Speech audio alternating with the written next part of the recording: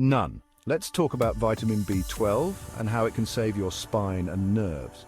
Spinal stenosis is when the spaces within your spine narrow, putting pressure on your nerves. Ouch!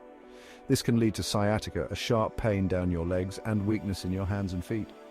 But here's the cool part. Vitamin B12 is your nerve protector. It helps maintain healthy nerve cells and forms myelin, a protective layer around nerves, ensuring smooth signal transmission.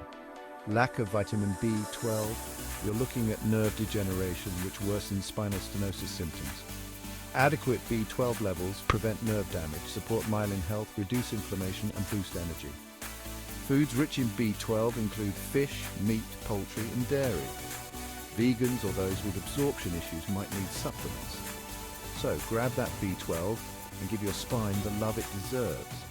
Always consult a healthcare provider before starting new supplements. Stay healthy, stay strong.